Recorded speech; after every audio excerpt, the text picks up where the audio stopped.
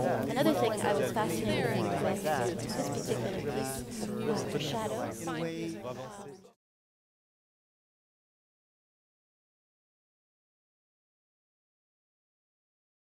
I've been thinking a lot about what we're seeing in terms of the repertory with all different kinds of dances from choreographers from all over. Maybe, Madeleine, you could start out by talking about just the diverse repertory the company does. You also do full-length works, The Sleeping Beauty and Giselle, and then we see this kind of contemporary work. Could you talk a little bit about the range? Well, today I think that you have to do a variety of different ballets in order to keep the audience interested. When it comes to Hong Kong also, we have to remember that we are presenting a Western art form in an Asian culture. So we also have to introduce them to choreographers and different styles that maybe they are not so used to. And also I want to develop these dancers. I think I'm so lucky and so fortunate to work with such a wonderful group of dancers that has this amazing technique, their schooling, and then they're so open-minded to try anything else.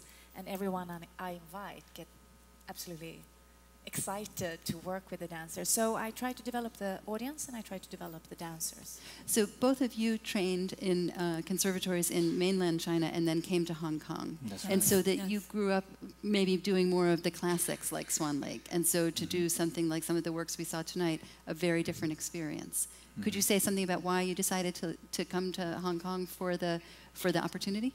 I was studying school as well in Hong Kong also, after Shanghai.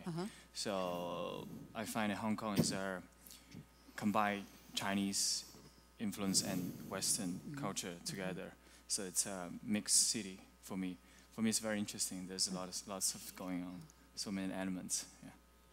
So Madeleine, one of the things I was thinking about with your prolific career as a dancer, whether you sometimes select works for the company that are things that you want to dance, or are they things that you think the audience should see, or you love the choreographers? Like, how do those different voices for you play into it?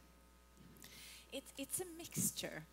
I don't think it's so much that I would like to dance it, no. I think I look at this group of dancers and then I think, how can I challenge them? And then what do I think that the audience will like, but also how, if I want to go further, how can I guide them on the way? Because I can't go from there to there immediately. So then I have to think about, I want them to like something, my direction, then how can I sort of tease the way? So when I do triple bills, I do something very classical because I know they like that. And then I do something very new. I hope they will like it.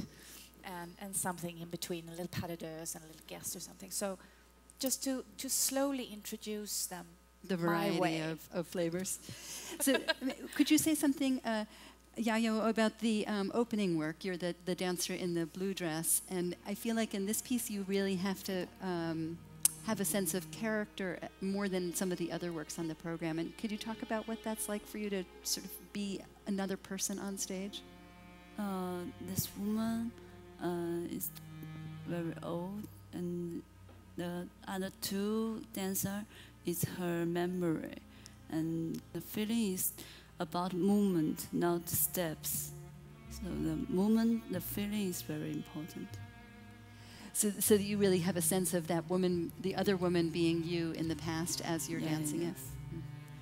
So the thing I was thinking, watching the Nacho Duato piece, Castrati tonight, which you dance on the other night. Yes, that's right. Yeah.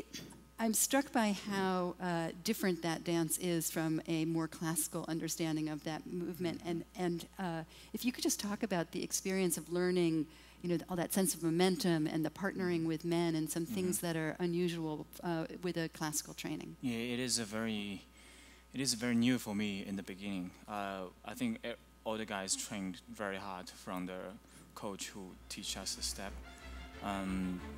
It's a lot of movement that we in the class we never really do. And so much of your weight is dropped, and you spend so much of the rest of the time trying to be in the air. Yeah, lift the floor, but now it's going down to the ground. Yes. I was thinking tonight that it's that maybe doing the dance actually teaches you how to do the dance. Because you're not going to learn to do that in class. It really be in the experience of just rehearsing the choreography. But don't you remember, everyone was injured. Everyone's injured. Everyone's back, really? Especially left is pain. Yeah. Yeah. So Madeleine, is this an example of the kind of work that you feel like you're building the audience to have a different kind of understanding of what ballet can look like?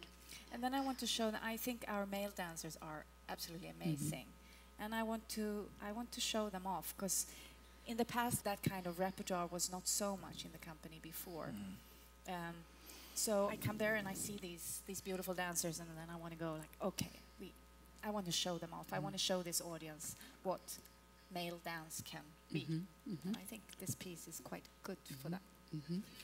It's the U.S. premiere this week of Krzysztof Pastor's piece, and the opening pas de deux is so beautiful, and it's such a contrast to the second half of the piece. Could you talk a little bit about this sort of it's almost simple and plain in what is being. It's just about the two of you out there and what it's like to be so just exposed in what you're doing.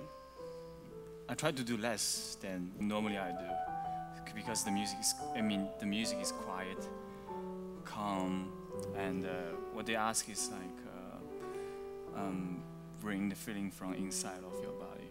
So yeah, that's what I try to show. So you're really responding to the what you're hearing in the Bach music and keeping that same kind of restraint? For sure, yes. Yeah. Yes. Had you seen this work performed by another company? Is that how you found it? I actually had it in Sweden.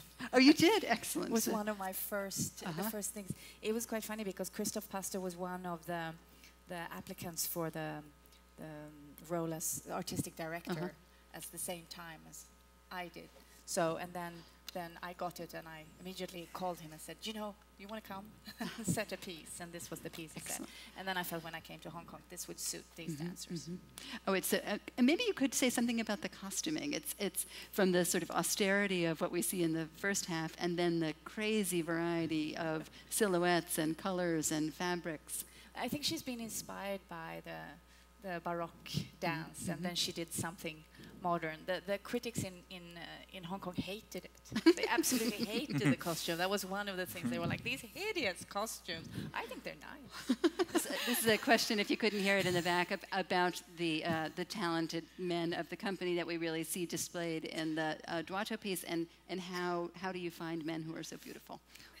Of course, I had a good group when I started, and when you have a good little group, then you want to add dancers that will fit in. So I've only hired dancers that will fit in to this, and I'm lucky to be able to choose.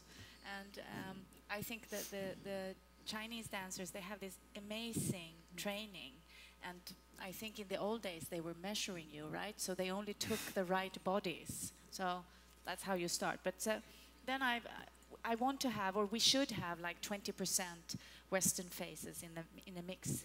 So then I try to find guys that fit in. This is a question about the audience response and whether you've done this specific program and how the audience response differs from what you're getting in the West to what you get at home.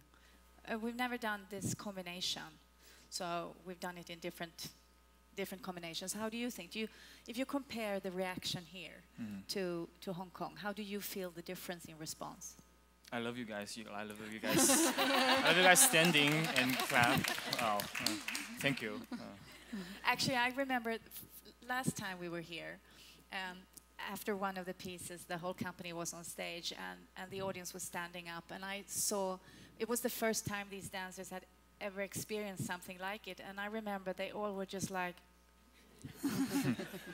and I started to cry, because I would like to give you that every performance, because I think they're worth it. So we are so happy when we are here to feel this warmth. The audience in Hong Kong, they probably feel the same, but they are not.